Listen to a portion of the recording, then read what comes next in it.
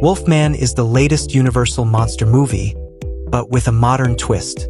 This time, the film follows a family, a father, mother, and daughter, who move into a remote house in the woods, only to encounter a monster that injures the father. As the story unfolds, they slowly realize that the thing they feared is no longer outside, but might actually be inside the house with them. While the premise is intriguing, the film doesn't entirely live up to the hype. From the moment I first heard about this project, I was excited, especially due to the involvement of director Lee Hwanel. Hwanel, known for his work on The Invisible Man and Upgrade, is a talented filmmaker in the horror genre. However, while his direction brought some creative elements to Wolfman, the final product didn't meet my expectations. One of the highlights of the film is its unique take on the werewolf design. Rather than the traditional single, dramatic transformation scene, the film portrays the werewolf curse as a slow infection or virus. A large part of the movie centers around the father's gradual transformation, and it's fascinating to watch his instincts shift from human to animal. The sound design plays a crucial role here, as the film intensifies the physical and emotional horror of the character's transformation. Watching this slow change, the audience begins to feel sympathy for the father, as he becomes a grotesque monster, and this adds depth to the narrative. The atmosphere and mood are another strong suit. Set during one dark, foggy night, the film takes place mostly in one location, creating a sense of isolation and dread.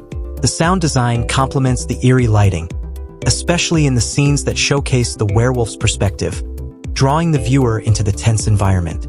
Despite these strengths, the film has its flaws. Comparing it to Hwanel's The Invisible Man, which I felt explored psychological horror beautifully, Wolfman feels less impactful. While the film touches on themes of generational curses and family dynamics, it never fully explores them. The father's backstory, particularly his troubled childhood and desire to avoid making the same mistakes as his father, could have been more fully developed.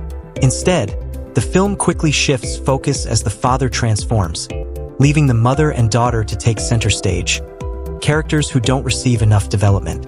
This shift makes the thematic elements feel undercooked and unresolved. Another issue is the pacing.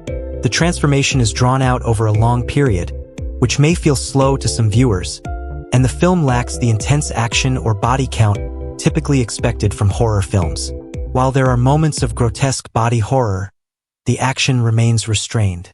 The unique take on the werewolf could have been a compelling concept, but it feels stretched thin, with the film ultimately losing steam as it progresses.